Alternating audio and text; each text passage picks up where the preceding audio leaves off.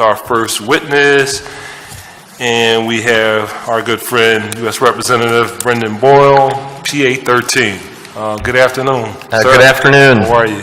Pretty good. Well, thank you, Mr. President. It's great to be here for the first time to testify in council as someone born and raised and lives in this city. It's a wonderful opportunity to address all of you, and especially to see a number of old-time friends here again.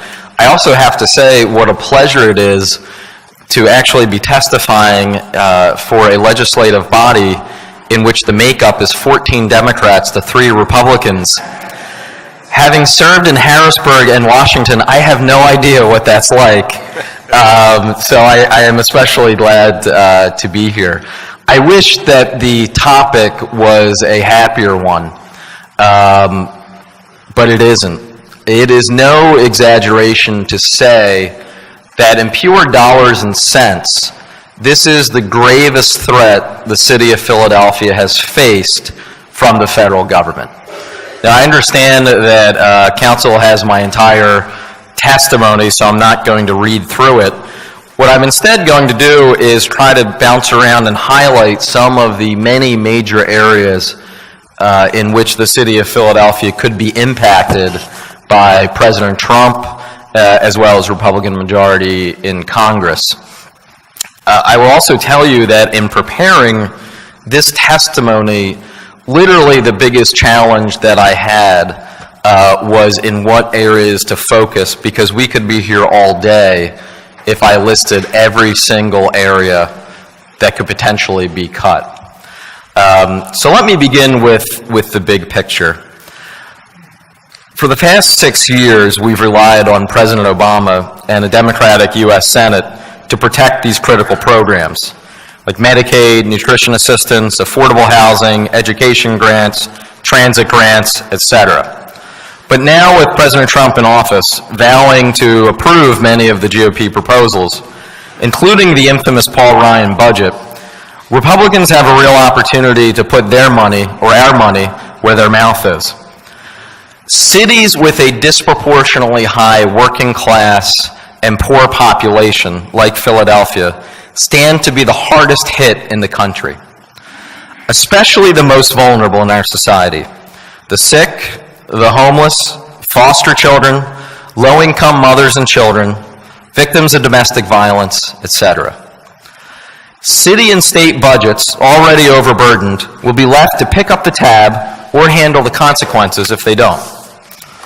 For instance, Philadelphia would lose funding it uses to prop up its affordable housing infrastructure, remediate lead paint in older homes, clean up polluted land and drinking water, and millions more in STD prevention programs and after-school programs, as well as bed for homeless shelters and child protective services. So let me highlight several of the major areas that I'm talking about, and then I don't want to go on too long because I know members will have questions. The first, as it relates to the potential of ACA repeal. President Trump and congressional Republicans have vowed to repeal the Affordable Care Act, also known as Obamacare, which would result in higher costs of care and higher uninsured rates for Philadelphia. More than 220,000 Philadelphians will lose their health insurance if the ACA is repealed without replacement. That's 1.1 million state residents that would also lose coverage within a few years. And the rate of uninsured children would literally double. If the ACA is repealed, also at least 130,000 jobs will be lost in the Commonwealth. A full repeal of the ACA would cost our state $350 billion over the next decade. Through Medicaid expansion, 166,000 previously uninsured Philadelphians now have affordable health care. That too would be gone, as would the insurance for the more than 59,000 previously uninsured Philadelphians who now have affordable health care through the exchanges.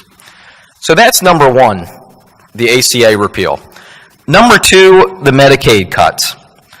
18% of Pennsylvanians are covered by Medicaid. What that means for Philadelphia is that in 2016, 166,000 Philadelphians became eligible for Medicaid under the ACA Medicaid expansion. Now, Republicans in Congress have proposed a block grant system for Medicaid, which would result in losses in care for the most vulnerable in Philadelphia, as well as increased future expenses for other safety net programs. Under this block grant system by the federal government, the state must cover the remaining costs. With declining federal appropriations, this will surely be the case, and it will sure to worsen over time. So the only choice both state and localities would face is whether to increase taxes or simply let those remain uninsured. And again, similar to the ACA, those who would be most affected would be society's most vulnerable, especially children. Third area is Medicare privatization. Many people are probably not aware that Congress has already in previous Congresses voted to de facto privatize Medicare. It was in the Paul Ryan budget. Donald Trump did not talk about it a great deal during the presidential campaign, but now that he is in office and with full Republican control of the House and Senate, I think it's safe to say that Medicare privatization will again be passed by this Congress. So here's what that means for us as Philadelphians. In Philadelphia, the standardized cost per Medicare beneficiary is $10,531, with a total cost of $1.55 billion. It services over 120,000 residents of our city. The total cost of all Medicare in Pennsylvania is $13.2 billion. So Speaker Ryan has proposed what he calls a premium support plan, aka a voucher system. The way that would work is states and localities would get a certain amount of money, a block grant. But again, that would not be enough to cover the cost that a beneficiary is currently receiving through Medicare.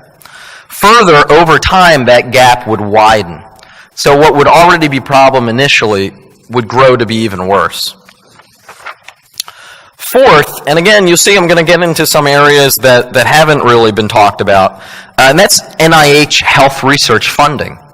Our meds and eds are a big part of our local economy. The Republican budget, much like the one that the Heritage Foundation came up with beforehand, has questioned whether the federal government should be funding any scientific or medical research at all. That would have a direct impact on CHOP, on the University of Pennsylvania, on a number of, I don't mean to just single out two, we have a number of fine medical and educational institutions that are some of the largest employers in Philadelphia. So even something like the National Institutes of Health that may not seem to directly impact Philadelphia, in fact do. Fifth, nutrition assistance. The Ryan budget proposes a $23 billion cut to the SNAP program, which will continue a cycle of poverty in Philadelphia and prevent the poorest Philadelphians from being able to afford the basic necessities. Children make up 40% of SNAP participants. 1.8 million, or 13.4% of all Pennsylvanians, rely on the SNAP program. For Philadelphia, that's about 375,000 people who are benefiting to the tune of $50 million per month. That would be gone and affected by this Ryan budget. Sixth, and keep in mind I'm not going through all of them, by the way. Sixth is the housing and safety net programs. The Republican plan, and this was recently confirmed as of a couple hours ago, if you've seen the media reports, they have vowed to eliminate $16 billion from the social services block grant, which would result in less funding for Meals on Wheels, child care subsidies, and shelters in Philadelphia. 100,000 formerly homeless people, including veterans, would be removed from their current housing and emergency shelter programs, putting them at risk to returning to the streets. There's already an affordable housing crisis in Philadelphia. These cuts would only prolong them and make a current problem even worse. And I could go on here, but I just want to highlight two other areas. Seventh is the federal transportation funding.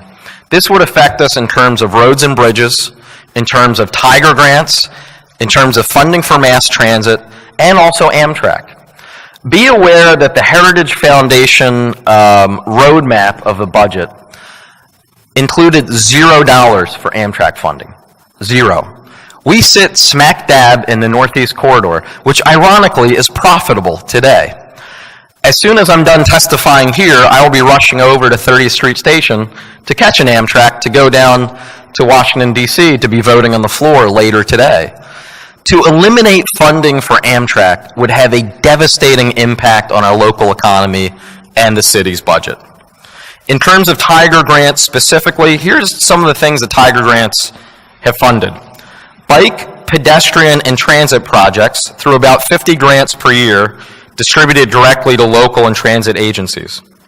The state has benefited from over 235 million Tiger grants since 2010. The Roosevelt Boulevard multimodal study, very important to me, as we know Roosevelt Boulevard historically has been one of the most dangerous, if not the dangerous roadway in the country. Right now, we're benefiting from a $2.5 million grant from the federal government to study what we can do to improve safety on Roosevelt Boulevard. That would be eliminated. The safe bicycle and pedestrian access that inner-city Philadelphia neighborhoods are benefiting from by reclaiming old industrial roadway corridors to make them pedestrian and traffic-friendly. That would be eliminated. The SEPTA CSX passenger and freight line separation, which is designed to improve safety and efficiency and alleviate congestion. That's $10 million. That would be eliminated. The SEPTA substation replacement to the tune of $12.8 million, and the Philadelphia traffic signal modernization. Eighth, and finally, the federal education funding. And I just want to highlight one specific area, and that's Title I funding. 9 million low-income students across the country would lose $15 billion in Title I funding annually. For Philadelphia, we currently receive roughly $170 million in Title I funding. That's over $2,000 per impoverished child. 5 million children and students with disabilities would lose over $12 billion used every year to ensure they receive a quality education. And the $700 million that's used by states to support more than 5 million English language learners currently in public schools, which in Philadelphia represent about 10% of all of our students, that would be cut. So I can go on and on, didn't even talk about security programs, didn't talk about the loss with respect to federal education funding as it relates to student loans. Didn't talk about something that I care deeply about, the amount of money going to help victims of domestic violence. A program that's very important to me that I push for the state level to cut our backlog of DNA rape kits. Rape victims who were subjected to one of the most horrible crimes, then agree to a rape kit only to have that rape kit sit on the shelf somewhere for months and years untested. Those are the kind of things that we're talking about being at risk here as through the Trump administration. So with that, I'm happy to stop there. You have my full testimony, and happy to answer any questions you have. Thank you, Congressman. You know, sometimes they say ignorance is bliss, and I almost wish I didn't hear your testimony because I would have a difficult time. A lot of people feel that way after they've heard me speak. Oh my God, this is scary stuff. Okay. But thank you so much. Let's get a couple quick ones and see the board's lit up. Members are equally as impressed by your testimony. So you've outlined a series of initiatives by the Republican Congressman, the Trump administration, and I know that you have a lot more. Do you, and I know we don't want to talk about too much in here because this is televised and it will be reported on, but I guess we need to have a sense, and this will be discussed during a period of time, about what initiatives we should focus our time on early on and more aggressively because, you know, we only have so many resources on a local level. Is there any particular area or category that is more imminent in terms of the possibility that will be passed and enacted? Or should we get together and look at the ACA? Obviously is one of the larger ones, but if you can kind of give us a sense of what's likely to happen sooner than later. I tried to narrow down the list, so I highlighted on the 7 most dire and what I see as the most urgent. If you remember, I started off number 1 with the ACA repeal. I put that as number 1 because I do think that is front and center right now on the agenda in Washington. Even though the whole repeal and replace mantra is a bit of a misnomer because we've had 65 votes on repeal, we haven't had 1 vote yet on what replace would look like. Part of the reason why you haven't seen a vote yet this Congress on repeal and replace is because there's a wide variety of views within Republican members in terms of what replace would look like. So I would say focusing first and foremost on the devastating effect and the disproportionately devastating effect that would have on Philadelphians. The fact that we have such a high percentage of our population that have benefited from the ACA, that have benefited from the exchanges, that have benefited from Medicaid expansion. Knowing what the agenda is in Washington and just what a hot pressed issue that is now, that's probably the first area I would focus. But I would also say, as one of only 3 Philadelphia residents who is representing us in Congress, I think that federal, local cooperation and working together is more important than ever. Because as I work on these issues at the macro level and looking at them in terms of the entire country, obviously I pay attention most to how it affects us here at home. So I certainly would be more than happy with our friendship, Mr. President, pretty much every member of council, as I see things and as my staff becomes aware of pressing votes or matters, making sure that you have that information so then that way can act accordingly. Thank you so much. Scary. The education funding cuts also seem to be pretty substantial risks proposed by the newly elected president. Since education funding historically is a bipartisan issue, could you offer more details on how you believe Republicans are reacting to President Trump's need to cut the federal government's role in education, starting with his selection of his education secretary?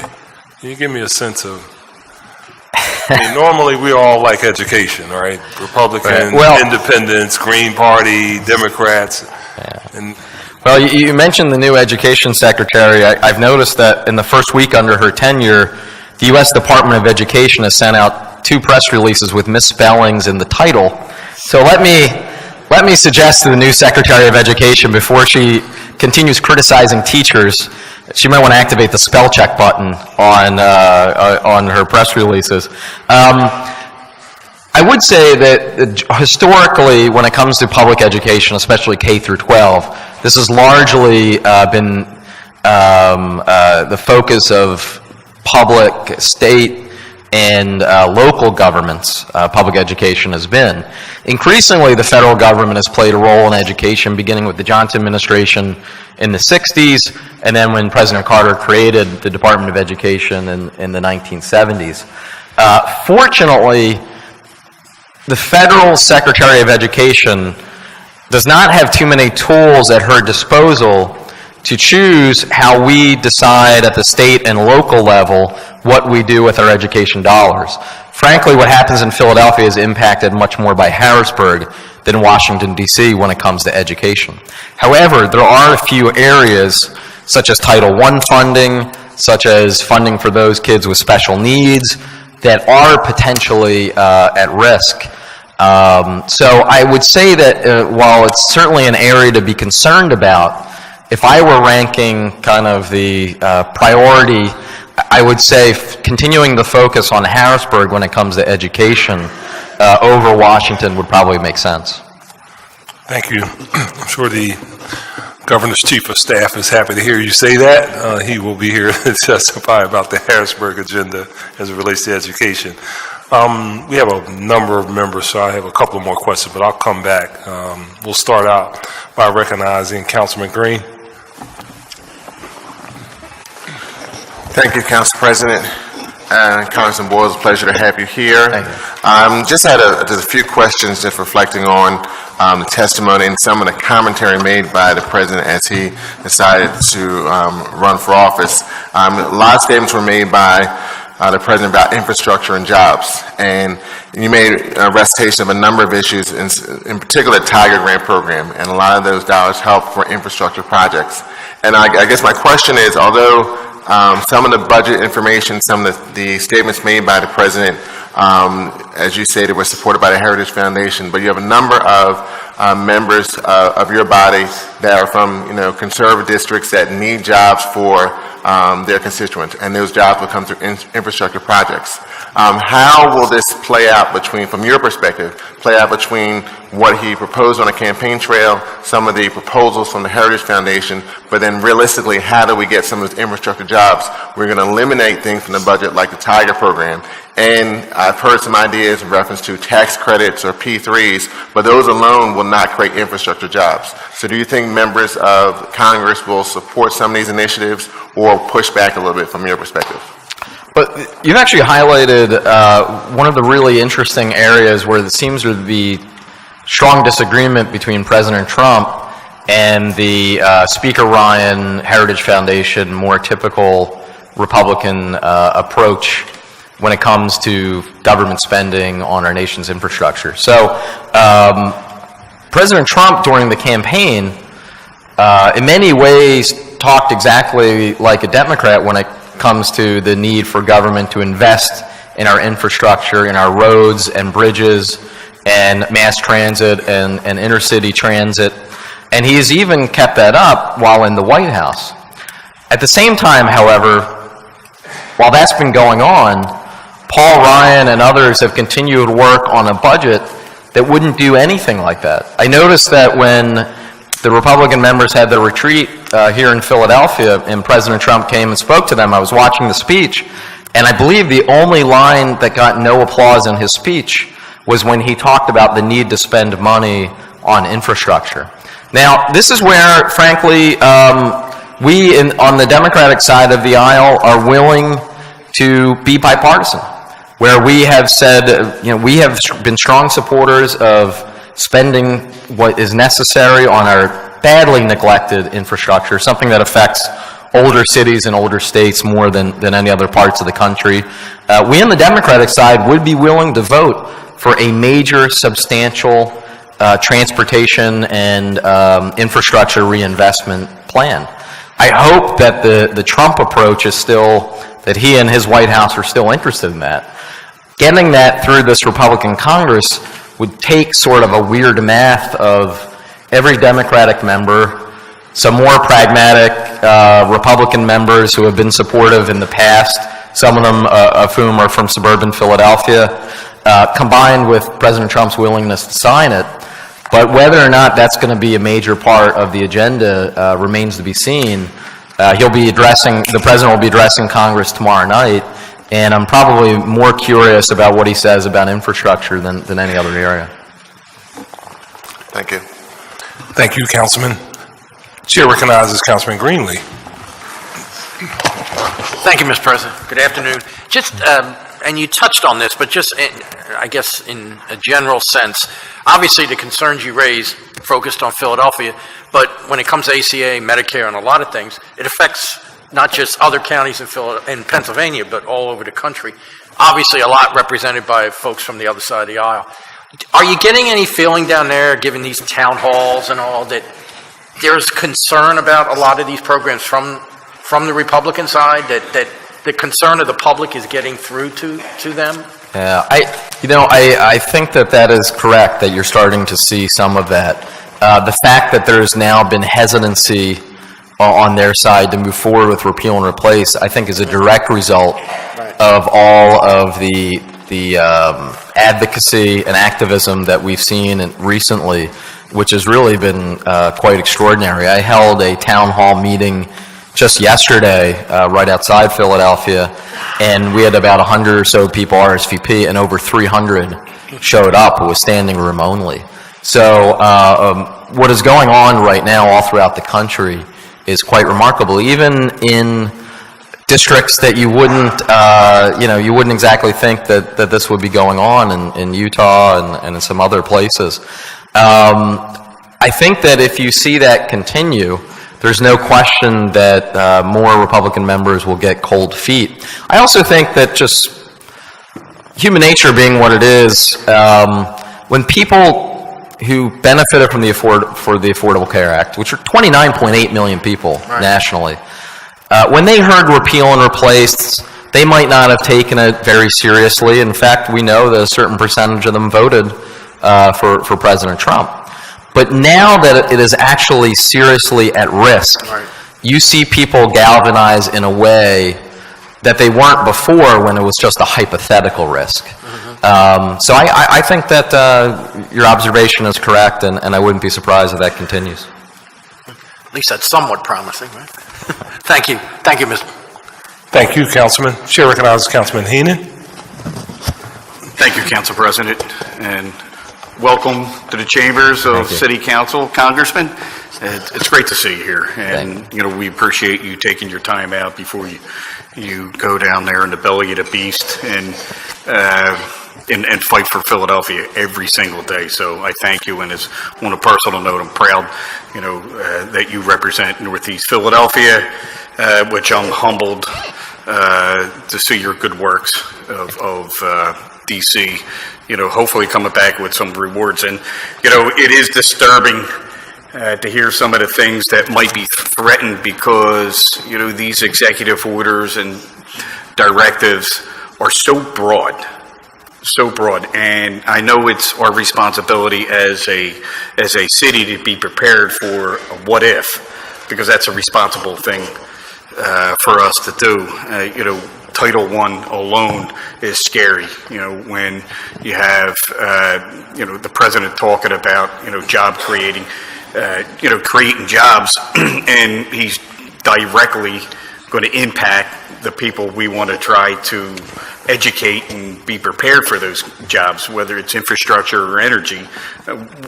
We may not have that opportunity when he's doing it. And the list can go on and on, job trainings, our seniors, the programs that our seniors are involved in. And what gets me is, a certain,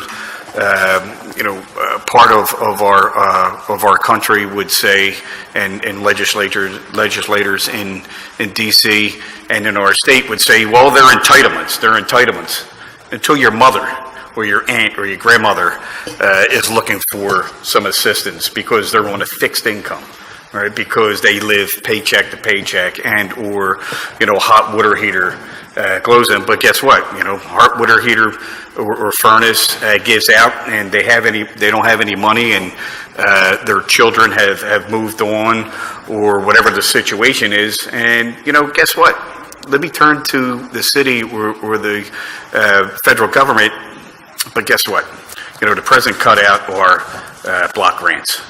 So these things are very, very disturbing to the 1.5 million people that we represent in our city of Philadelphia, and cutting out our job trainings. I mean, that it's counterproductive, and the stroke of the pen is so broad that you raised an interesting point. What can we do?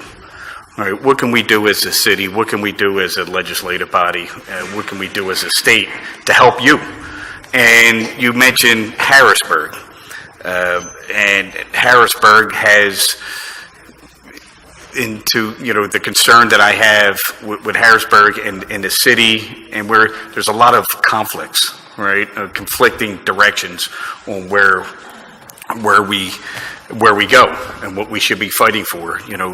Bills get introduced to further sensationalize, the death by 1,000 lashes. Because I think, with not knowing or having any kind of clarity on what's going to be cut, how are we to react? Or do we respond? I mean, that's one question. I mean, do we just sit and wait and respond to what is going to be one of the many, cutbacks that they could potentially have? So it's troubling in my eyes. I'm glad you mentioned, one of the great partnerships that we have with you is the Roosevelt Boulevard. Through a $2.5 million grant. Well, the city's matched that $2.5 million, so it's $5 million using our public dollars smartly for public safety. And we're proud and thankful that you helped champion it. You had mentioned that several times the Heritage Foundation blueprint, but that slashes the budget for our cops, and we have, raised the need for community-oriented policing programs, which I think Philadelphia has benefited from, and one of our concerns should be that, all right, that budget cut. So, how do we better have a community relationship with our communities and our policing programs that are funded by the federal government? Yeah. Well, thank you, Councilman Heenan, also for all the good work you do for the Northeast, as well as the entire city. You brought up Harrisburg. Having served there for 6 years and having served with Sherelle, I think she'll agree with me when I say this, that the one thing you could get bipartisan agreement from all of our colleagues from the rest of the state was whatever bad happened, it was Philadelphia's fault.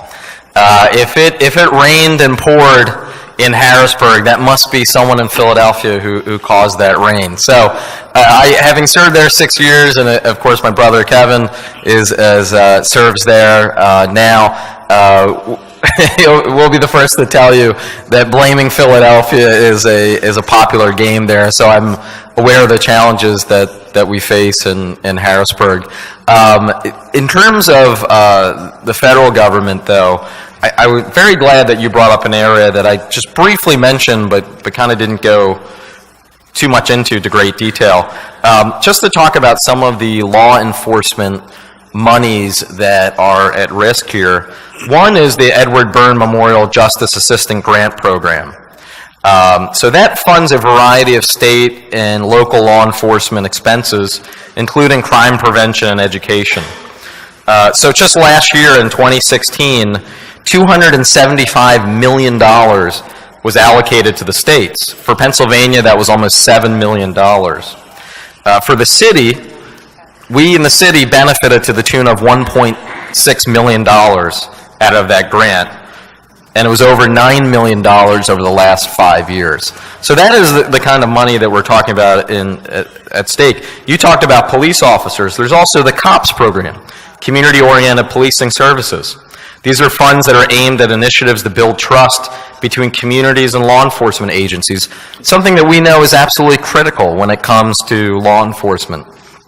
Well, there are currently over 2,000 active grants nationwide, totaling $1.4 billion. Pennsylvania received over $700,000 out of this money. Philadelphia disproportionately benefited from those funds. So, when we look at the Heritage Foundation budget, we would talk about the outright elimination of the COPS program, the elimination of the Violence Against Women grants that have to do with funding for those victims of domestic violence, with reducing the backlog of DNA rape kits, like I mentioned before. Would also eliminate funding for the Legal Services Corporation, which provides help for criminal defendants. So that we're talking about in terms of criminal justice. As far as what we can do about it, I believe that your voices are incredibly important. That being able to take what essentially is in Washington, D.C. and at the federal level, and translating that into what the impact would be for the city, what the impact would be for the neighborhood, how that would affect everywhere from Southwest Philly to Northeast Philly to everywhere in between. I think that you play and can play a critical role in the advocacy of this and in making sure that these bad things don't happen. I would also say that one of the really positive trends to happen over the last 10, 20 years is the way this entire area, city and suburbs, are working together in a way that didn't previously happen. There are many people who live in Montgomery County, who live in Delaware County, who live in Bucks County, Chester County, South Jersey, et cetera, who get it. Who, while they might not be Philadelphia residents, maybe they work in Philadelphia, maybe they come in to the Avenue of the Arts or to see a sports game, and they care about our city. And they might be living in areas with a representative that might be voting for some of these things. So being able to reach them as well and show how they would be impacted by these cuts, I think is something that can be done at the city level, and I think is important. Thank you. Thank you, Councilman. We didn't start our budget process yet, so I don't have the clock up here. So just kind of ask if we have a long list, and can I ask the members if we can get directly to the question and kind of move along, because I know their state representative from the governor's office has to get, and I know, Congressman, you have to. I have a train. Yeah, you got to train. You know, I didn't want to say it, but Chair recognizes Councilwoman Parker. Now, I'm not going to take personally that the president gave that time caveat right before he was to call me to ask my question. I didn't even realize your name was But next. no, I'm joshing with you, Mr. President. Congressman and former state rep, it is indeed an honor and a privilege to see you again. I want you to stroll back to your tenure in the Pennsylvania House, because I think Councilman Green and Councilman Greenlee touched on this and you started to answer this. Maybe at the executive level, where this is uncharted territory for our nation, but the idea of a Democrat functioning in a majority caucus where you are severely in the minority is not something new in the legislative process. You've done that when we were severely in a minority in the House, in a minority in the Senate, and we found a way to reach compromise. And I mean, it's so intense now that when I'm talking about it, I don't call it compromise, I say the C word, because I don't want anyone, particularly on the other side of the aisle when you get a chance to see them, to feel fearful, right, about even being seen communicating with you. Tell us politically, Congressman, what is that like? You would traditionally go to find an ultra-conservative Republican, an issue like infrastructure, an issue like ag, where you think that you can find some common ground and maybe work together on the issue. Is that compromise and working sort of the middle of the aisle, is that even possible in this environment? No, thank you. The good news is it is still possible. It just happens less today than even when I was first in the State House 8 years ago. But there are still a number of things that I'm working on today with members from across the aisle, especially here locally. Some of the local Republican colleagues who are friends of mine, and we have different overlapping suburban areas that we represent, and have worked very hard to represent them together, and it's actually been beneficial to have a Democrat and a Republican going there and pushing for things, especially as it relates to the former Horsham base, where we have some remediation issues.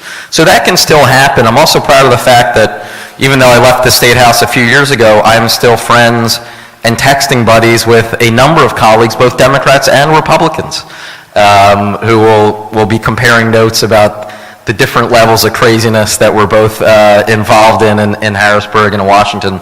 So my personal style, as you know, has been to reach across the aisle. I think that government works best when we approach it that way. We don't have a majoritarian system. What the Founding Fathers gave us is a system that requires compromise. But I will say it has become more difficult over time, especially, frankly, on the Republican side ever since 2010 and the Tea Party. Because if you're a Republican member and you're willing to work with a Democratic member, you face a real risk of being primaried.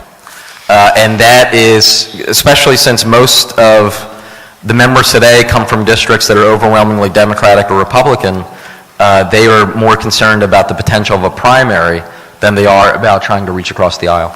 Well, finally, let me just say, Congressman, thanks again, but I need to say a special thanks for page 5 of your testimony, where you gave a shout out to your old home ground, and that is the North 5th Street in Alany. And I thank you for mentioning the issue, because although you talked about sort of ACA, you talked about education, Title I, the issue for us is community development block grant funding is extremely important, and it keeps commercial corridors like North 5th Street, and if we find a way to relax our local city reps, it can benefit other neighborhoods too.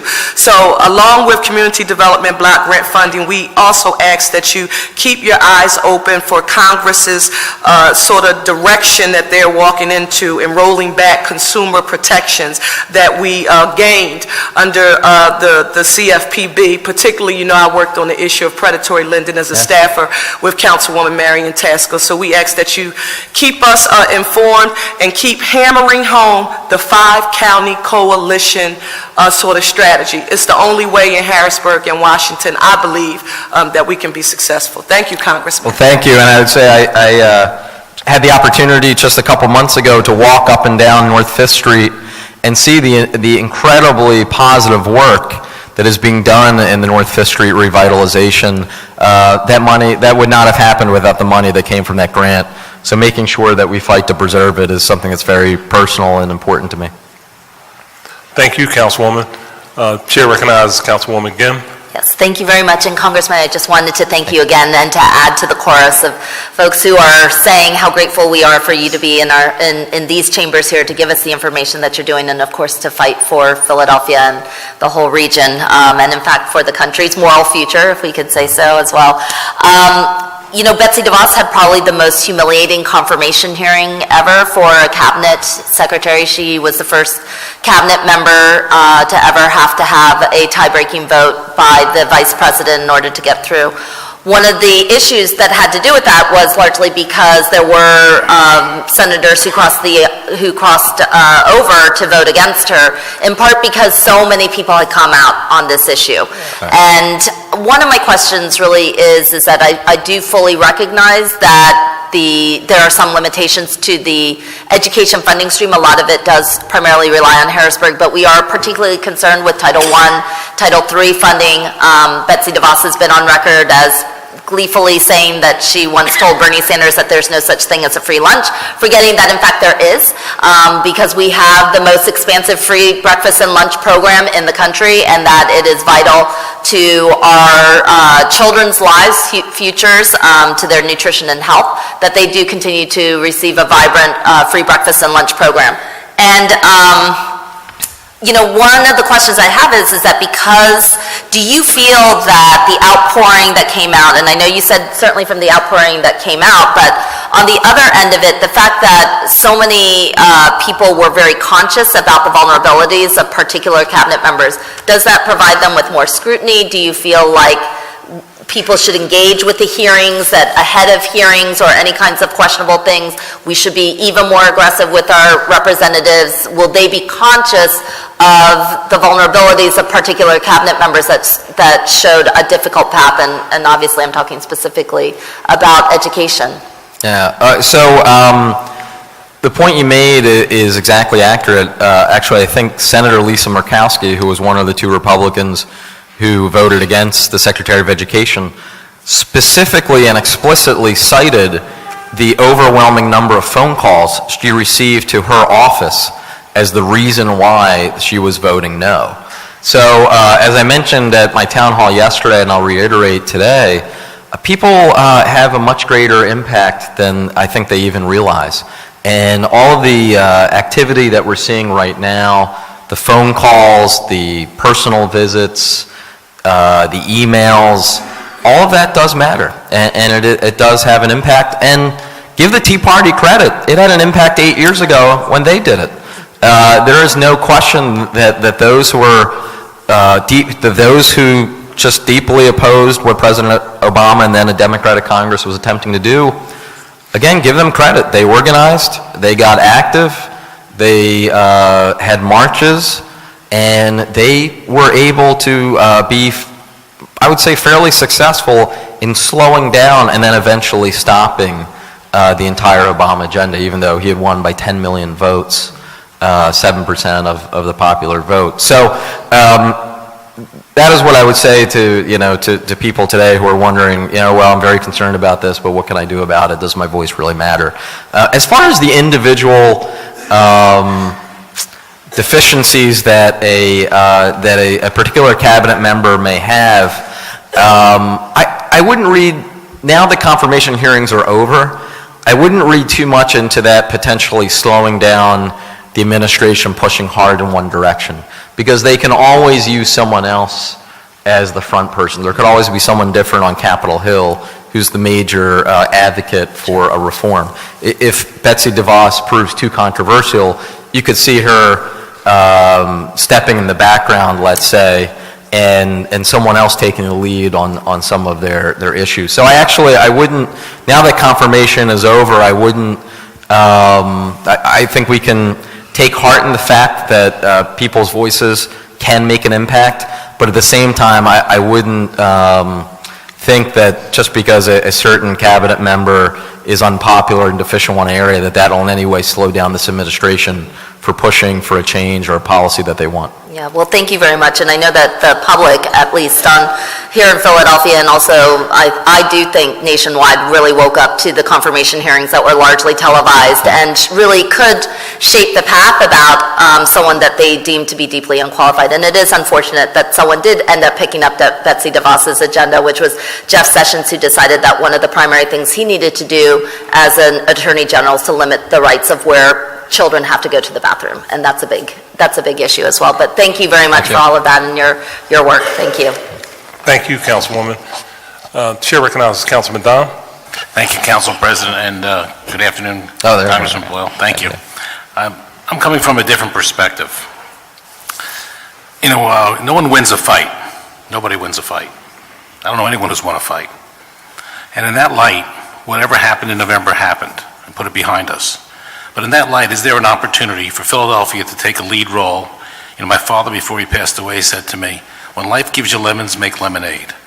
Is there an opportunity for Philadelphia, with our mayor, our council president, and others in our government, to meet with the president, to try to find some compromises that we all can work together with and move forward in a positive way? Because all this negativity is terrible, not just for us, but all the citizens of this city and the country. It's just not productive. Well, I think the best area where we could make lemonade out of lemons is when it comes to infrastructure. And let me highlight one area specifically. I was just in Japan and had the opportunity to ride the bullet train.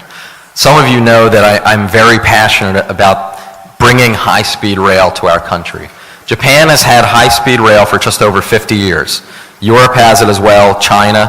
The United States of America, the #1 country in the world, does not have 1 mile of high-speed rail.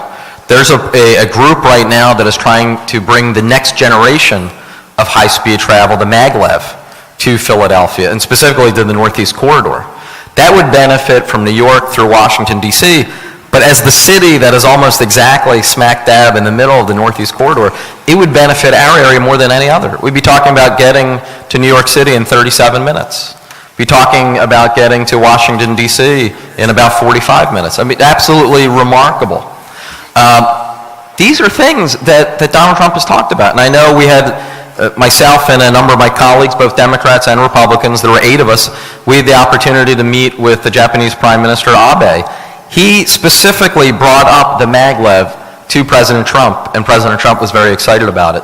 So I think that when it comes to infrastructure and transportation, specifically high-speed rail, that is an opportunity for us to work together. Now, we have to balance, or we have to battle the Heritage Foundation, more doctrinaire Republican approach would go the exact opposite direction, and that's completely eliminating funding for Amtrak and eliminating funding in these areas. But I really do think the best area for potential compromise, and an area that would benefit Philadelphia specifically, is as it relates to infrastructure and transportation. I guess what I'm suggesting, in addition to that, is that somehow we get our mayor, our council president, others get a meeting with the president to go over the issues that we're confronted with as a city, so they can maybe at least understand, and we have some compromise and we move forward. Is that something, what would be the best way to get a meeting like that organized? The best way to meet, well, have you tried tweeting him? Because he does pay attention to that from what I've seen. But I'm certainly, I would, if there's an interest here in facilitating a meeting. By the way, I should have pointed out earlier that my staff is here. Let me just introduce them. My legislative director, Helena Mastrogiannis, my communications director, Sean Tobin, and district director, Scott Heppard. And when I talked earlier about making sure that we have strong cooperation and communication from city council here to the representatives who are fighting for our city in Washington, D.C., certainly anything we can do, whether it's a meeting request or to let you know kind of what is coming up and how Philadelphia could be impacted, I want to make sure that we all have that information as much as possible. Thank you, Councilman. I think before he would grant that meeting, he'd do some research and he would see some of the speeches I made during the course of the campaign and immediately cancel any opportunity to meet with me. So that's unlikely. We both might be in that same boat. But I would say, I hope that he can be a professional, because there are always the stories of Tip O'Neill giving a speech on the House floor railing against President Reagan and then heading down to the White House that afternoon and negotiating something where they could agree. Right. So hopefully President Trump will take that approach. All right. I won't hold my breath on that one. But thank you, Councilman. Chair recognizes Councilman Squilla. Mr. President, and thank you, Congressman. Appreciate it. I know you got to run, so I'm going to be real quick. When we talked about infrastructure earlier, maybe it's a great opportunity if we're going to work with the President to find a way, talking about infrastructure and using schools as an ability to, knowing our schools are very old, can that be part of infrastructure in a way that then he could help fund our schools through infrastructure changes and have an opportunity for him to look like a hero to the schools?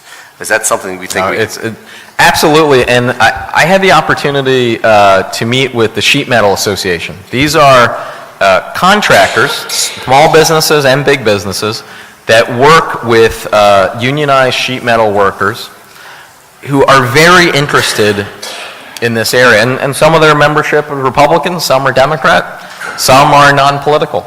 But we look at a wonderful opportunity to retrofit old schools for example, to increase the environmental efficiency and the energy efficiency, and to take the savings from that and pour it back into the school, or even do some sort of public-private hybrid partnership when it comes to retrofitting. The opportunity to construct brand new schools, which would be a great infrastructure project, would put people back to work and also would benefit the kids who would then be learning in those schools. So yeah, so when I say infrastructure, roads, bridges, transit, yes, that's part of it, right, but that is only one part of it. I mean infrastructure in the much more broad sense. Thank you, and I think it's a great opportunity to show how we could, and I think everybody would support that. Correct. Yeah, likewise here. Thank you, Councilman. Chair recognizes Councilman Taubenberger. And actually, Congressman, thank you very much. I will be equally brief. But on a bipartisan note, long ago and far away, when you won the Democratic primary from Northeast Philadelphia, I texted you and said it is a great day for Northeast Philadelphia. And Council President, I stand by my words, because I may be a Republican, but I'm a Philadelphian first. And I did like what you said in regards to infrastructure, and I do see opportunity there. I just recently wrote an op-ed for the Northeast Times. I think this is a place where we could really grow our economy, make our economy more modern, and I have what I really like is what you mentioned about the trains and infrastructure. Is it possible with your staff that you could provide Council President and us some information on that high-speed rail train in Japan? I mean, the more we know about it, and maybe some suggestions from staff where we could do what we could do to help that along on a local level. I think it's very important. I know exactly where we're situated, right in the middle, and I want to, commend you for this and help us along. It's, I guess, what I'm asking for your cooperation, which I know what the answer's going to be. Well, first of all, thank you, Al, and yes, I've always appreciated the very gracious congrats message I've got from you on election night, and I would be happy to work together on that, because this is an area you might tell when I started talking about it, I'm incredibly excited about the possibility of high-speed rail and what that would do for our local economy, what it would do for the American economy, what it would do for the environment. It's just a complete win-win. And I can tell you that I look at my State House experience as the model for what I think has to happen at the national level. And Sherelle will remember this, that when we finally got the first major transportation bill done in 25 years in this state, you had the head of the Chamber of Commerce and the head of the Philadelphia Building and Trades going in together to lobby members. So there you had business, you had labor working together. When we got that bill passed, you had Democrats who were strongly for it, like myself. You had some Democrats who were against it. You had Republicans who were strongly for it. And then you had Republicans more Tea Party aligned who were strongly against it.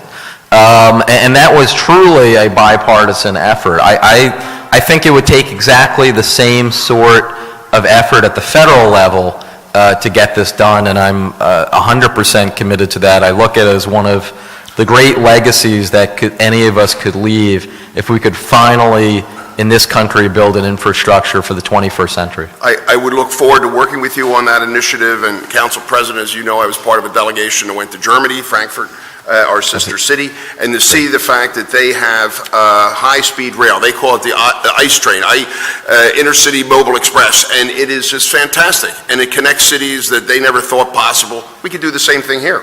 And in Germany, their high-speed rail today tops out at 300 kilometers per hour. That's about 180 miles, 185 miles per hour. That is incredible. So when we're talking about this, we're not talking about inventing some new technology. It It's exists. also very, very affordable as well for the average citizen. So the price between Basel and Frankfurt, Germany, is about 30 euros, which is about $34, $35. You can't get on in our high speed, the Excella Express, you can't even afford to get on there, and it's not that fast in the end anyway. Yeah. Thank you, Congressman. Thank you. It's clearly something that we need to look at very aggressively. I know that there's, Congressman, you mentioned earlier, there's a team of individuals. I saw the presentation about the maglev that they were looking at, Rendell and some of the other individuals. Congressman, I want to thank you so much for your being here today. We clearly will look forward to having further conversation. Real quick, in our team in pulling together the hearing, it was understood, and you actually referenced it in your testimony, that there would be the need to have further cooperation and working together, and indicated, what did you call it, Mr. Stitt, the Rapid Deployment Force, or the Rapid Deployment Team, Rapid Response Team, and it sounds like it's some sort of a war strategy, but I guess to some degree we are in fact in a war. So if you can give us, at some point, the person who would be the one that would be able to respond on a rapid basis, because we can't have a hearing every time something happens in Harrisburg or Washington. It will be helpful, and we'll make sure that we have the appropriate people, and I'm sure the administration will do likewise. So thank you so much. Well, absolutely, we'll definitely do that, be happy to. And I really commend you, Councilman Clark. When you had personally reached out to me about this hearing, I was excited about it. I thought it was a great idea. So I credit you, and I thank the good work that members of council are doing. Running the fifth biggest city in the country, which constantly has challenges, is not easy. So as just one Philadelphian, I say thank you. Thank you, Congressman. Thank you so much for being here, and thank you for the work you do in